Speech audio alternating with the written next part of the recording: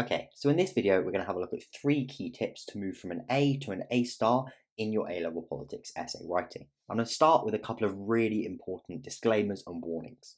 So all of the below tips were referenced in other parts of the course, but will be covered in detail in this video. So before watching this video and trying the below tips, you should have watched all of the kind of other parts of the course, especially for the normal 30-mark essays parts of the course, and should be confident that you can implement them well and get an A with some time to spare. If you try to implement some of the below tips without already being confident in your essay writing and timings, it will only confuse yourself, the examiner, and possibly really harm your grade. And also, it's worth noting that even though a lot of the previous tips and the previous tips video to get from a C to an A were noted kind of capped at an A, but if you do everything well that we've gone through kind of in this course without doing any of these A-star tips, and you do it well in every single essay, you can easily get an A-star. So you don't need to do all these things to get an A-star. These are just some kind of important tips if you really want to try and elevate your grade and get to the top marks. And these are often, as you'll see in the video, some really small tweaks that you can make. So these 3 kind of key tips are: firstly, add another point to one or both sides of the argument in your main paragraphs. Secondly, add nuance to your overall judgment. And thirdly, impress the examiner with your first sentence. So starting off with adding another point to one or both sides of the argument in your main paragraph. So crucially, this is all dependent on timing. So if you're able to do so within the time, a great way to kind of maximize your AO1 knowledge and AO2 analysis marks is to add more detail to each side of the argument in your main paragraphs. So rather than just adding another example for the same point for one side of the paragraph. So for example, say we were doing an essay on whether leadership is the most important factor influencing the outcome of elections, and we had one point on leadership being really important because parties or party leaders set the policy of their parties, and that can really gain votes from voters. Rather than kind of adding 2 examples for that, so one from Blair and one from Boris Johnson, for example, instead a better way to do it would be one from Blair, but then introducing a second argument, an example that's a slightly different point but supports the same overall argument. And by adding another point rather than just another example, you also pick up more analysis marks as well as more knowledge marks. So I think the best way to explain this is through examples. So for example, in the question, evaluate the view that devolution has been a success. Let's say we're looking at the paragraph topic, the impact of devolution on democracy. And if we weren't doing, looking kind of adding this extra point to try and push up to the A star, our point 4 would be devolution has been a success for democracy as it's allowed for greater democracy and more effective local representation with devolved bodies able to respond to the concerns of their electorates. Really good point, and we'll definitely want to well explain first. And then secondly, devolution hasn't been a success for democracy because the UK government sometimes flouts the Civil Convention, which holds that the UK Parliament shouldn't legislate on devolved areas for the whole of the UK without a consent motion from the devolved bodies. So let's say that those 2 would be just our normal points in the essay. Rather than just adding a couple more examples for each point if we've got more time, we can actually think, is there another way that devolution has been a success for democracy specifically? So another point specifically for the topic of the paragraph. And there is another way devolution can be seen as a success is due to the more proportional electoral systems. And again, for the other side, we could also add another way in which devolution can be seen as not a success for democracy, separate from flouting the Civil Convention, and that's that turnout in devolved elections is generally low. So there an example there's still specific points that are within the topic of the paragraph that directly answer the question. But you can have 2 subpoints for your arguments within each paragraph. So if you've got time, and crucially, I'll keep emphasizing, only do this if you've got time, you can add another argument. And for each of those, of course, you want to fully explain it, add an example, and link that back to the point.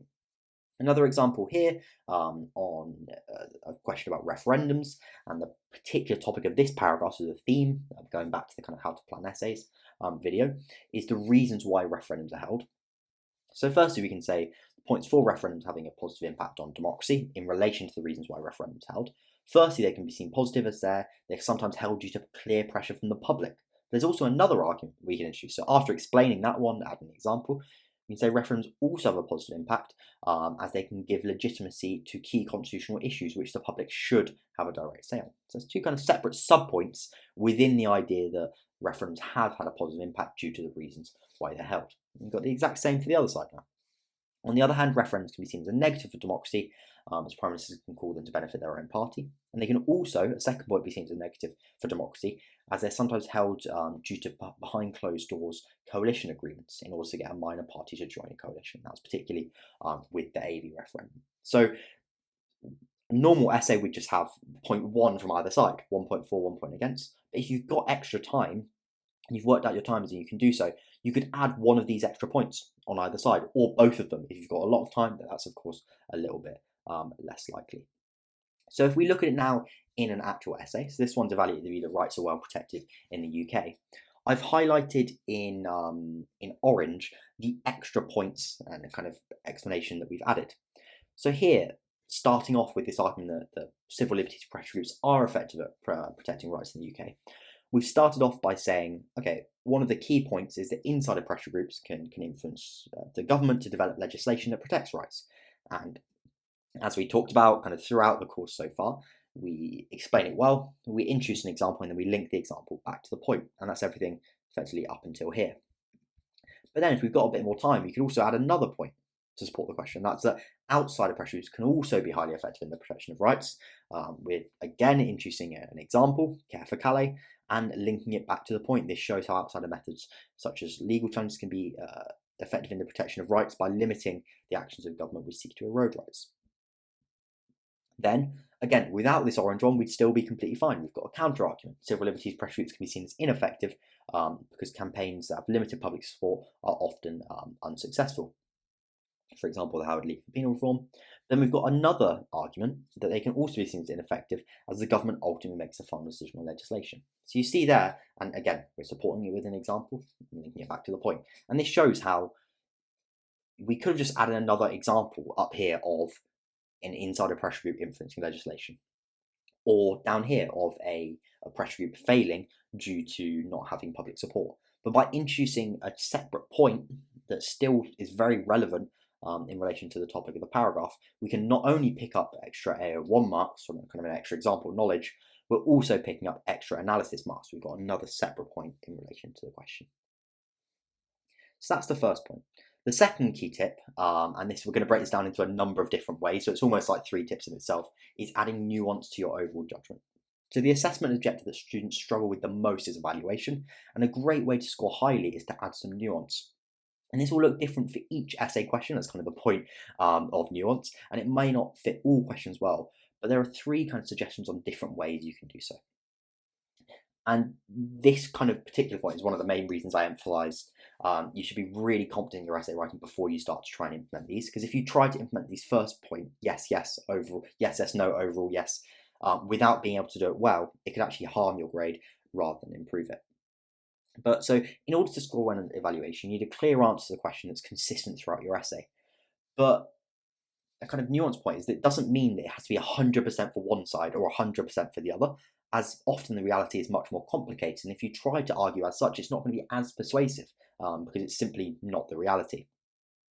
So your answer to the question can therefore argue that the overall one side of the argument is more persuasive, whilst recognising that the other side may have some merit. And the key skill is to do this in a way where your argument is still strong, clear, and consistent throughout the essay. So the Bow example shows how the mini-conclusion in one of your paragraphs could argue for side A, whilst your overall argument in your introduction, conclusion, and your other 2 mini-conclusions can argue for side B. So in the below example, paragraph 2 argues that in terms of representing the interests of the views of constituents, Parliament is representative. But on the other 2 criteria, in terms of whether it's democratic or descriptively representative, Parliament isn't representative, and therefore overall it isn't representative of the population. That's still a well thought out, clear answer to the question, but you need to be able to articulate it well in order to demonstrate to the examiner that actually you thought this through well and you've got a nuanced argument to the question rather than the fact that you're just confused and haven't picked a side. So if we look at it in the introduction, overall this essay will argue that Parliament isn't representative of the electorate. The electorate remains far more diverse in terms of ethnicity and gender than Parliament, whilst Parliament is also unrepresentative as the unelective nature of the House of Lords is flawed, and the flawed nature of first past posts impede the extent to which Parliament is a democracy and can claim to represent the whole population. So really clearly, we're going for one side of the argument. We're going for that it isn't representative of the electorate. In terms of democracy, the mini-conclusion, we're clearly supporting it here. isn't representative of the electorate in terms of democracy, as even though the House of Commons is elected, Parliament is kind of unrepresentative. These kind of the electoral system is flawed due to first past the post, and the House of Lords, which is half of Parliament, is unelected. If you look down to paragraph 3, we've done the exact same here, consistent with the argument, really kind of saying that Parliament isn't representative because it's descriptively not representative of the population.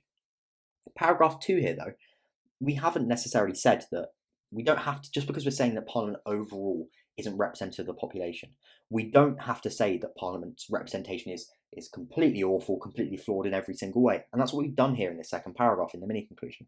So overall, it's clear that the nature of first past the post, which delivers a strong MP constituency link, does result in effective representation of local interests. So it is representative in some ways, with MPs devoting a significant portion of their week to meeting the needs of their constituents. This being said, this is a small way in which Parliament is representative that is outweighed by the fact that Parliament is undemocratic in many ways and descriptively unrepresentative. On the whole, therefore, Parliament is representative of the electorate. So there we still kept it very consistent with the argument.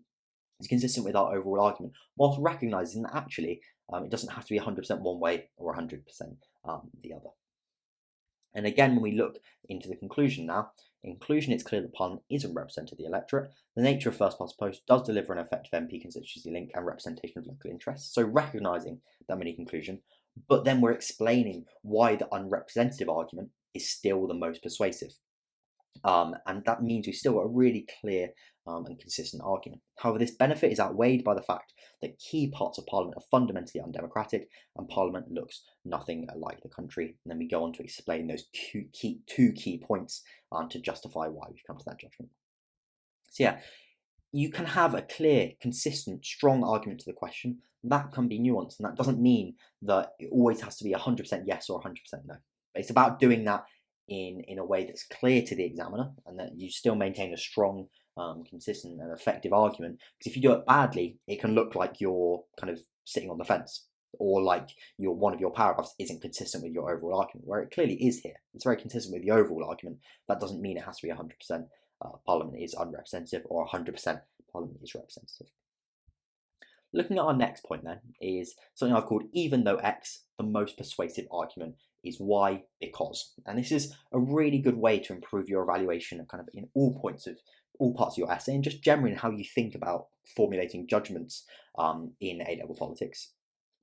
And that's kind of a principle that the most persuasive arguments in A-level politics, but in other things as well, are the ones that recognise the strongest points from the other side of the argument, but then to still explain why their side of the argument is the most persuasive. So you've got to do it in a way where you're recognising it, but it's still very clear which side of the argument you agree with. So here, evaluate the view that rights are well protected in the UK. So let's say this is a mini conclusion on civil liberties pressure groups. And that's the one we used as an example above. Overall, whilst it's therefore true that civil liberties pressure groups aren't always effective in the protection of rights, that's a bit of nuance. You're recognising it doesn't have to be 100% civil liberties pressure groups are completely effective, especially when there's a strong government intent on eroding rights. So that's recognising some of the strong points on the other side, but then we're still explaining why our side is more persuasive. On the whole, they do mostly ensure that rights are well protected in the UK, as they can both influence a passive legislation that protects rights and limit the actions of the government that threaten rights, especially through legal challenges. You see a similar thing here with the question evaluate the view that constitutional reforms since 2010 have not gone far enough. Overall, even though reforms did help to empower backbenchers, motions and debates from the Backbench Business Committee are not binding, and the government still has virtually unchecked control over the parliamentary timetable. Therefore, the coalition's constitutional reforms did not go far enough. So, yes, they did make some changes, the coalition's reform in terms of, in particular, empowering backbenchers, but they fundamentally didn't go far enough. So that's our strong argument. We've introduced one side, and we've explained why they still didn't go far enough, and that's because they ultimately didn't have that much power, the Backbench Business Committee, and the government still really dominates the parliamentary timetable. And final one here, for evaluating the view that although the House of Lords has less power than the House of Commons, in practice it exerts more influence on government decisions. So saying, in conclusion, even though on rare occasions the House of Commons does exert significantly more power over the government, so we're recognising, okay, at times it does, but then we're still saying that overall, the vast majority of time the House of Lords has more power. That's that nuance. It doesn't have to be 100% yes or 100% no, but it still needs to be a strong, consistent argument. So even though on the rare occasions the House of Commons exerts significantly more power over the government by voting down legislation, which I accidentally typed in twice there, the relative infrequency of this means that MPs in the Commons are often compliant with the government and have little influence in practice the vast majority of the time. So we're saying the vast majority of the time the House of Lords does exert more influence on government decisions than the House of Commons. So whilst the overall impact of both the Commons and Lords is limited due to the government's dominance, the independence of peers, and this is just justifying it, ensures that they're more resistant to government pressure, and the House of Lords therefore does exert more influence over government decisions than the House of Commons in practice. So recognising the other side, but still making a really strong, clear argument in relation to the question. The third kind of part of adding nuance to your overall judgment that you can use is recognizing that there will be kind of really specific differences to think about based on a particular essay question that you can bring in. And this may be based on changes in political dynamics, the particular wording of a question, or anything else, as the below examples illustrate, which we're going to go through now. So, say the question is evaluate the view that the conventions of individual and collective ministerial responsibility are no longer important, is effectively asking us two things. So, if you're not looking at doing a bit of a nuanced judgment, you might just go completely yes, individual and collective ministerial responsibility are both no longer important, or completely no, actually they are both still important. But if you recognise that actually you can have some nuance, you can actually say that, and as these arguments here has said, collective ministerial responsibility is again important, but it's yet to be seen whether individual ministerial responsibility is also. That's not sitting on the fence. That's a very clear argument in relation to the question. One is, one isn't. And doesn't mean it's kind of sitting on the fence and we haven't made a judgment. We just need to make sure that we then explain clearly why we think this and explain our judgment, and it's still a very clear answer to the question. And the second one then, evaluate the view that first past votes should be scrapped and replaced with a more proportional electoral system. So overall, this essay will argue that first past votes is fundamentally flawed and less effective than STV and other more proportional electoral systems. However, it shouldn't be scrapped. Despite it being very unproportional and limiting voter choice, it has been supported by the public relatively recently in the AV referendum, and it should therefore shouldn't be scrapped until it's removed. Public support is removed as demonstrated in another referendum. So the nuance here, so you'd think that naturally you'd say first past vote should be scrapped because it's really bad, or first past vote should be kept because it's really good. But the nuance here is actually, yes, we can argue that first past vote is a worse electoral system and fundamentally flawed, but the nuance is saying actually, due to democracy and the influence of referendums, it shouldn't be scrapped until the public want it to be scrapped. This third argument here, third example here, evaluate the view that PMQs should be scrapped and replaced with greater use of select committees, as I think we've looked through this example in a previous part of the course. The nuance here is that it suggests rather than be scrapped and replaced, PMQs should be reformed. So it doesn't have to always be scrapped and replaced versus not scrapped and replaced. You can say, okay, it shouldn't be scrapped and replaced, but there should be some changes. And that's where you're bringing in your real knowledge, your judgment, and your real thinking. If you do that well and really explain it, that's where you can really hit the top marks in terms of the evaluation. Another one here, evaluate the view that prime ministers are able to dominate their cabinet. So this conclusion here, so I'll read through it quickly. In conclusion, prime ministers are not able to dominate their cabinets. Popular prime ministers with big majorities are able to play a more significant role in determining policy and are better able to control their cabinets than weak prime ministers, who have to grant significant power to big beasts. Even for these popular prime ministers, however, it would be too far to say that they're able to dominate their cabinets, as they ultimately rely on them to deliver policy. So we're still making a very clear argument to the question here, actually. They're not able to dominate their cabinets, but we're also recognising how it changes based on particular political dynamics, particularly on the strength of their majority and how popular they are. And you'll often find that in relation to prime ministerial questions, you need to recognise that to kind of have a really kind of strong and nuanced argument, and one that's really persuasive, and to hit those top marks, it does need to be recognised that there are differences based on particular prime ministers. It's not going to be the same argument for every single prime minister. And the final one here, I think, really shows something about Parliament. In most questions where you're being asked about parliamentary scrutiny, how effective Parliament is, especially in relation to holding the government to account, it's going to depend very much on parliamentary arithmetic, how big the government's majority is. And this ultimately does that in this conclusion. In conclusion, changes in recent decades have limited the executive's dominance over Parliament to some extent. The increased power of backbenchers and New Labour's reforms have somewhat increased Parliament's ability to hold the government to account, and there have been a number of weak governments which have certainly struggled to dominate Parliament. Governments with large majorities continue to be able to dominate Parliament, however, particularly the legislative process within it. So really recognising, yes, there may have been effective measures, but it very much depends on the size of the government's majority. If the government has a large majority, then they're still going to be able to dominate Parliament. So it shows often you want to consider how different factors will influence the answer to the question and how it will vary based on changing political dynamics, such as how popular the Prime Minister is, for the previous example, or how big the government majority is in Parliament in this example. So those two we've already looked at, by far the most important ones I'd think about implementing. They're really difficult to do, so you need a lot of practice, and as I said, you need to make sure you're doing them well, because if you don't, it can actually harm your mark rather than improve them. This final one is just a little thing, effectively, and that's just impressing the examiner with the first sentence of your introduction, if you don't have a key term to define. So if you have a key term to define, if we looked at our kind of structure for an introduction, you kind of define that key term. But if you don't, you want introduction sentences to introduce the topic, and this is a much less kind of scientific thing. If you do this more points, you're going to get more A1, A2 marks, or if you add more nuance, you're going to get more evaluation. This is ultimately the first thing the examiner's going to see from your writing. It's the first sentence, so if you can show them you have a real interest in politics and have a real knowledge of the topic, and really can impress them from that first sentence, that can improve how they are going to think about your essay from then on. So, for example, this one, evaluate the view that the media is the most important factor influencing the outcome of general elections in the UK. We don't really have anything to define here. No point defining the media or general elections. So we've kind of stated a kind of really interesting anecdote that frames the question.